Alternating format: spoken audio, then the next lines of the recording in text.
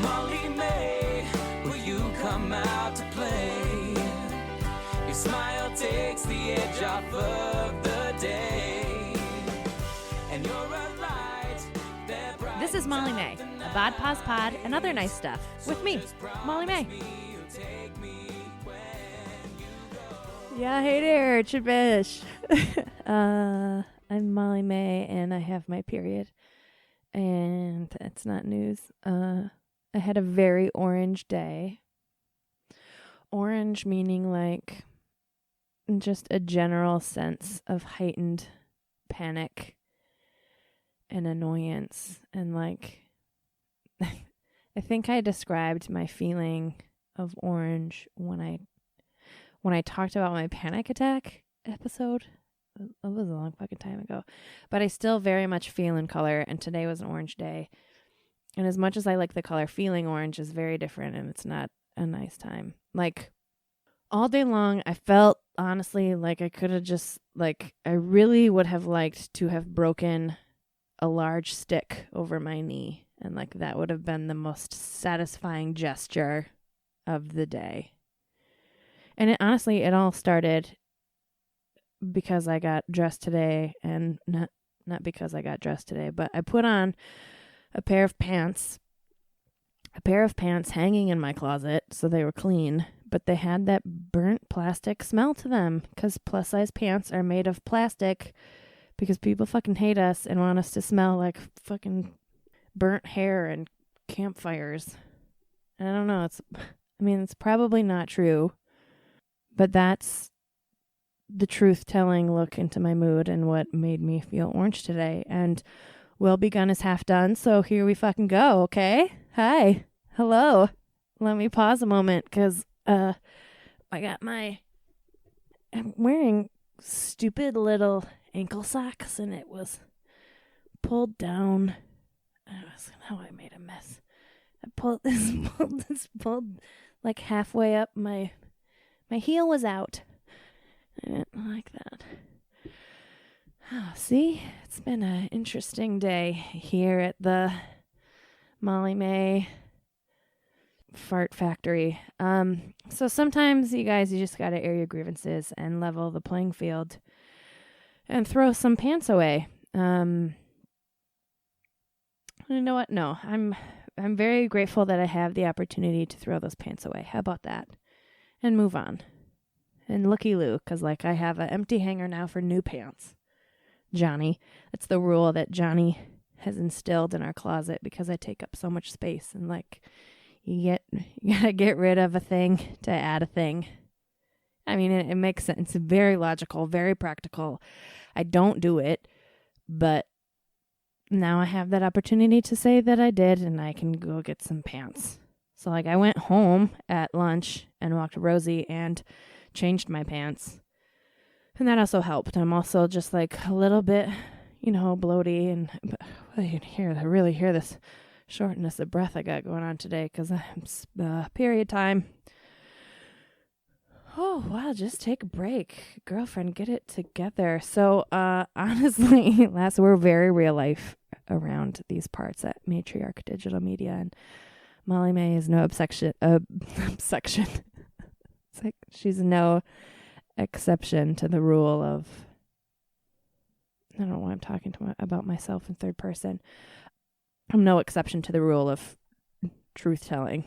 My socks falling off, my periods being heavy, and my pants smelling like hair. But here we are. So honestly, last week, I was going to talk about the Avett Brothers and how much I love them and how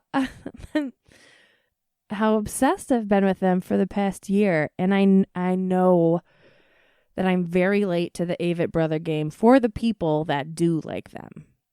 So last week, my dear, sweet producer, Twila, looked at me with her gorgeous doe eyes when she's like, what are you going to talk about this week?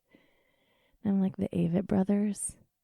She just like, she like cocked her head like a Boston Terrier does when they're like really trying to understand you. And she's just like, maybe we just don't right now. She's so, we didn't. And I went to Jeanine Garafolo's stand-up in that time that I didn't talk about the Avett Brothers, which, like, okay, tickets for Jeanine Garafolo's show were $10. I know, and that's basically free. Like, to see a legendary, angsty screen queen, Jeanine Garafolo, and like, full transparency, I expected her to be smoking on stage the entire time, but she didn't, which was the first letdown. And basically, it was an entire stand-up routine about how she hated everything that I love. Like, well, to be clear, she was very clear about not hating things, but wishing that she liked things, or wishing things would be over. So, like, high swinging ponytails and the fucking Avett Brothers.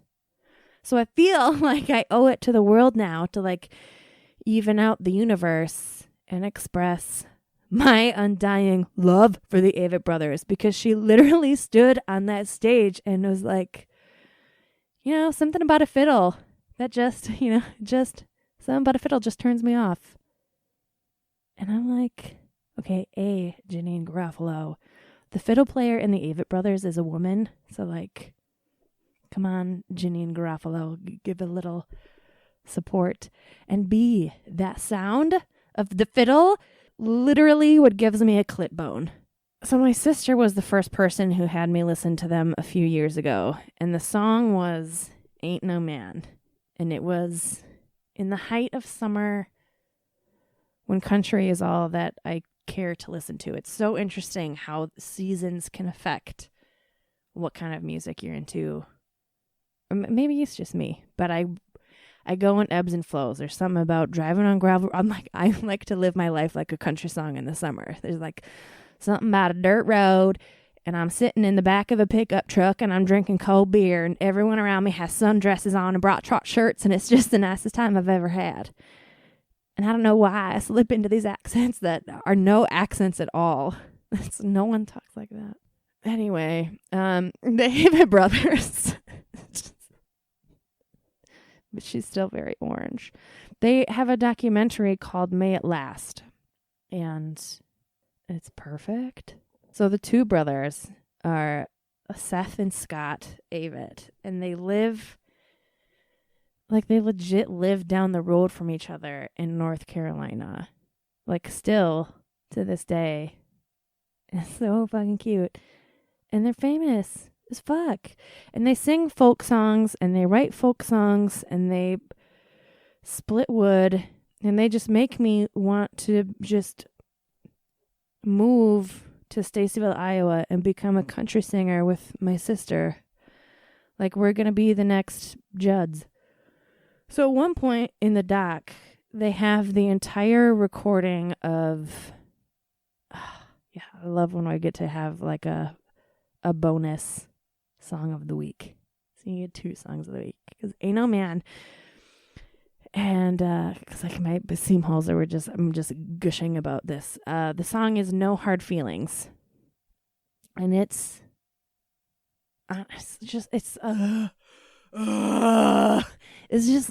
weep worthy poetry. Like, sometimes I played in the cornry pit, and I can blubber, and these guys are just like singing with every single fiber of all of their guts, and like even the guts that don't do much, like their gallbladders and their appendixes and shit.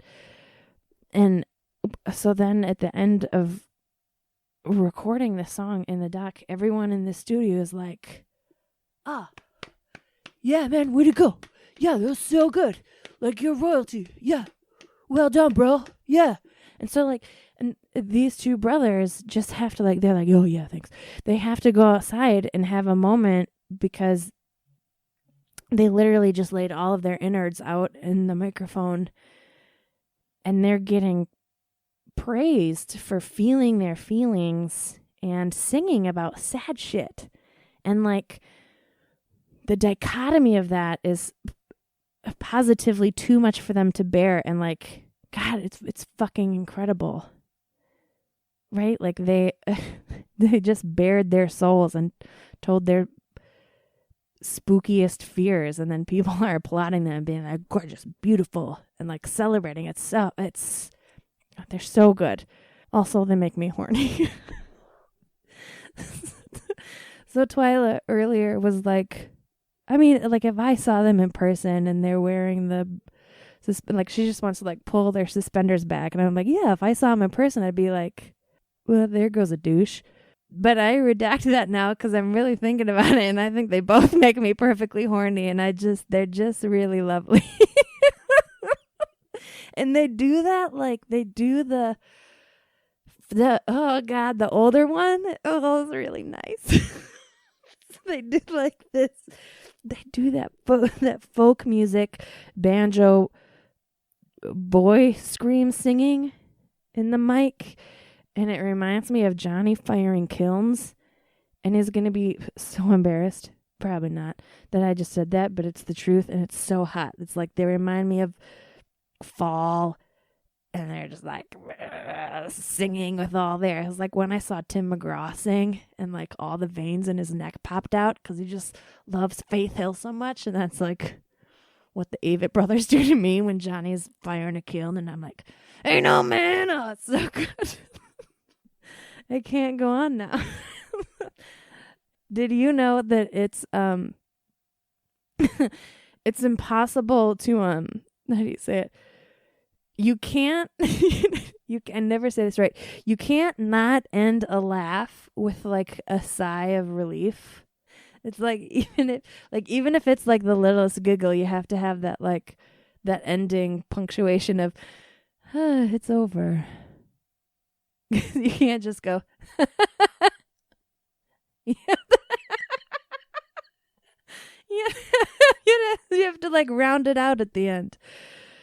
If you can't, if you can't laugh at yourself or with yourself, but try it sometime. Try it with your buddies, and I think I learned that in an American Girl magazine in 1996 that you have to end a laugh with. It's like one of those like really good slumber party games. Like try to end a laugh abruptly. You can't do it. What the fuck is this podcast? You can't. And then it works on yourself too. Here I fucking go. Oh God. So the Avett Brothers. I've been thinking about this a lot lately. And like what they do for me is this idea of romanticizing nostalgia. It's like this idea of move to the country and mow a big lawn and have some goats and maybe, I don't know, like maybe have some kids. So like that tugs at my heartstrings in that way, like the Avett Brothers. But I do not live that life, right? Like I very much live in a city. So it's like, am I romanticizing my nostalgia, or is this like an unrealized dream I have? Like this rural life. And like what would happen to me if I actualized it? So it's not like the fear of the unknown, and I call it romanticizing nostalgia because I've had it before.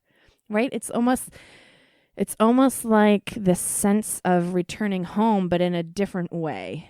Of a life that's indicative of what home maybe used to be, or like looking back at childhood with rose-colored glasses and like, I don't, like maybe trying to recreate that, or like the essence of that, or the parts of that. So there's a lot to unpack there that I think. And I just decided that maybe I'm not ready to do that yet. But I want to come back to this idea of romanticizing nostalgia, because, like, I don't ever want to feed calves again. Like, I grew up on a farm. We had 300 head of calves growing up. And it shaped me into who I am today. And I've taken that work ethic. I've taken it. I've taken that work ethic, but now that farmer's work ethic works for me in other ways, like being able to type really fast on the couch, at all hours, and not necessarily heaving 50-pound bags of food to and fro on my shoulders and like scraping cow shit. But like truly, it was lovely. See there, that exactly what I just did. That was romanticizing, because honestly, my friends thought that my house smelled like shit. And that's probably where my big fear of nose blindness came in. Like, I mean, we'd feed calves at 3 a.m. and 3 p.m.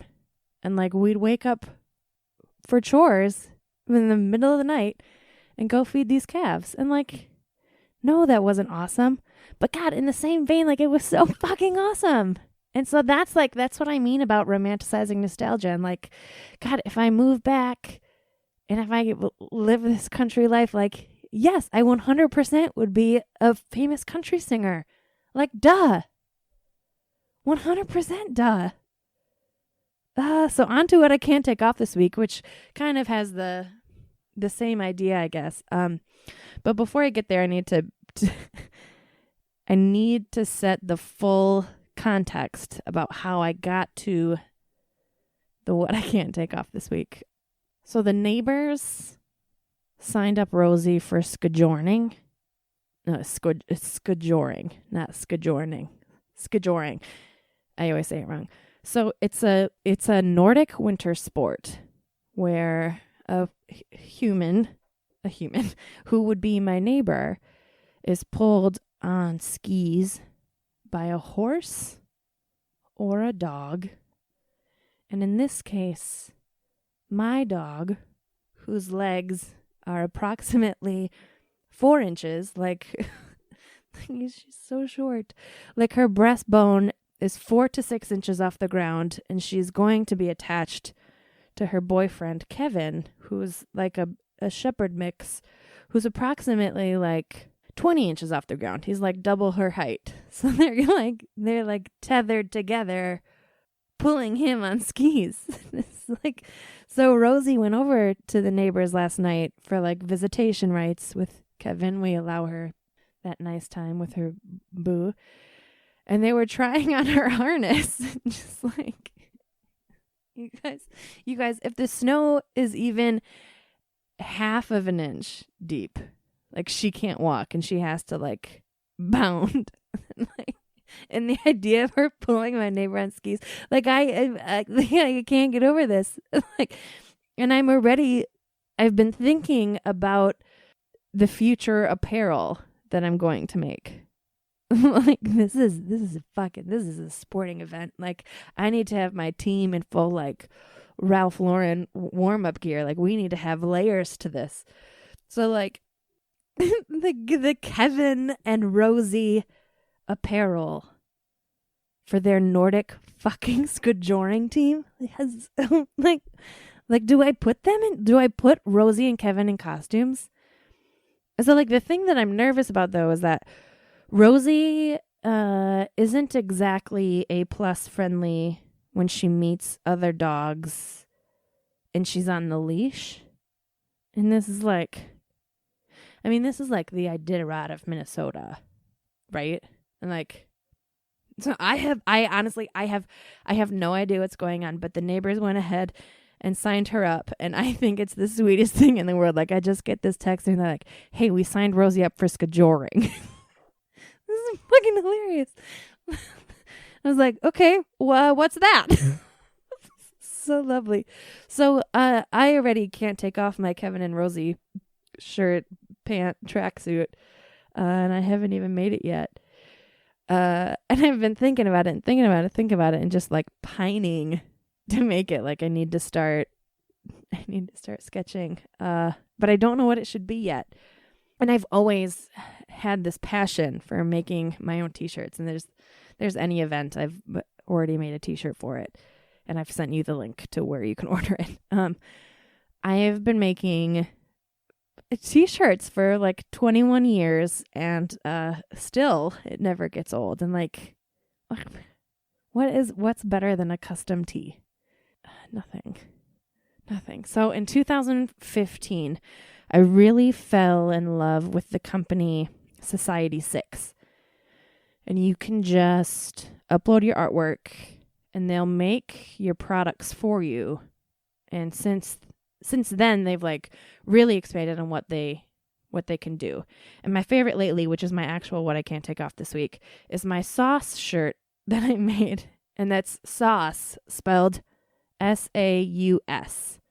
And that sauce is my mom. It's my mom's nickname. When my auntie and uncle were little, they couldn't say her name, Teresa. Instead, they said tree sauce. And mom had like 5 other Teresas in her class.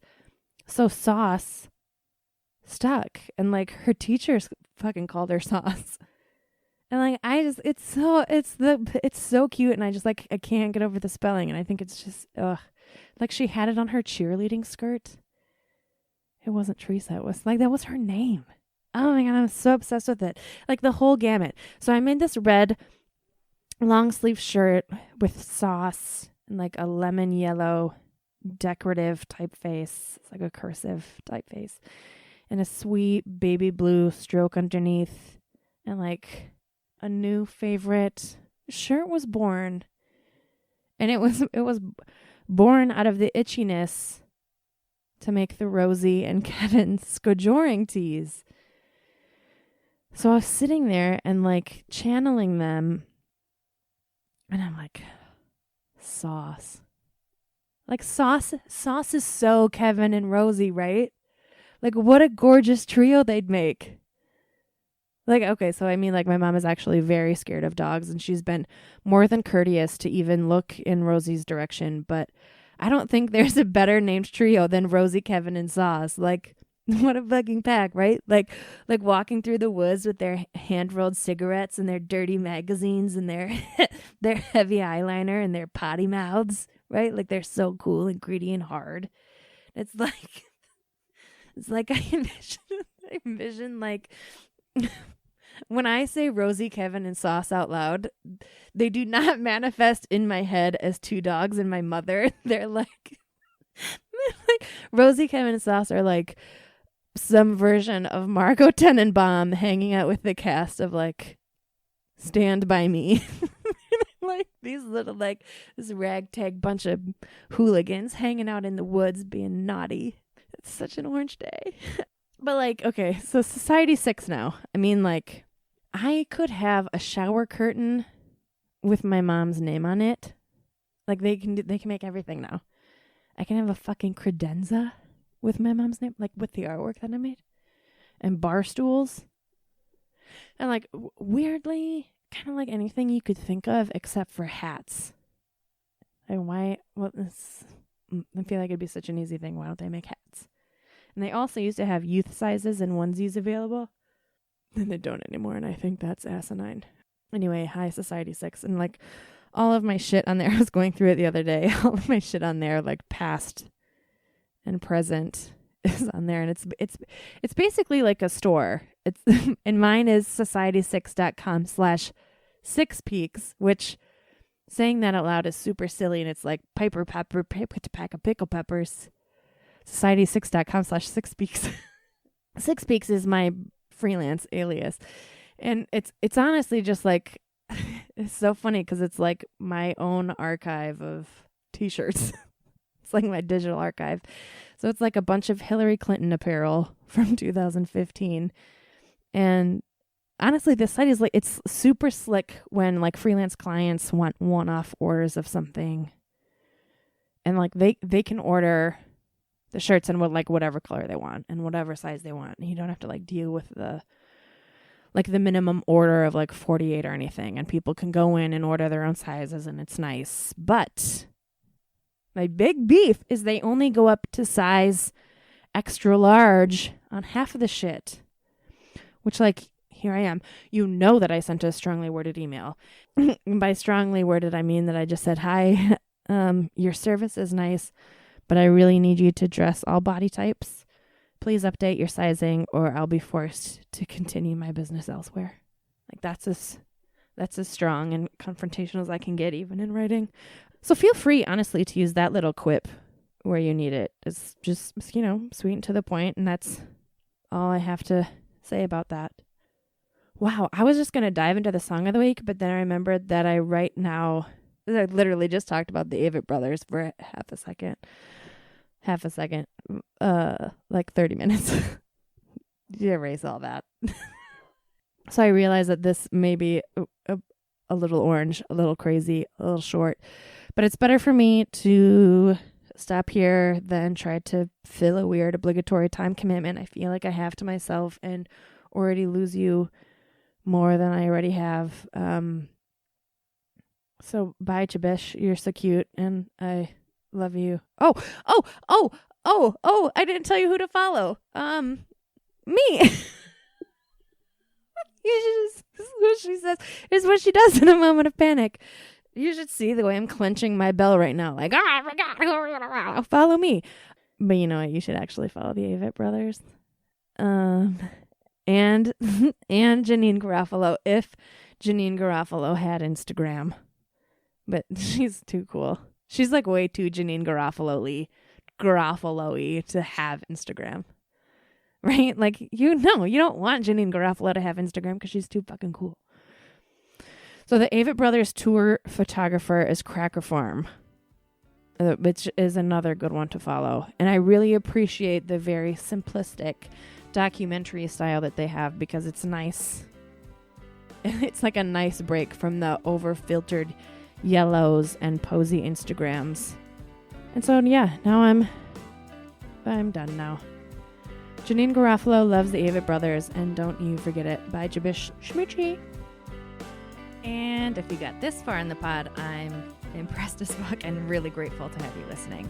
If you want to know more information about me or the show, check out the show page on matriarchdm.com, where we host all of the What I Can't Take Off, our progressive Spotify playlist from the songs of the week, and obviously the reminder of who to follow for the week, all in a nice little fucking Matriarch Digital Media bow. Theme song is MOLLYMAY by Ben Karen. Like, I'll never get over saying that. It's so good, right? Thanks for listening. You're so cute.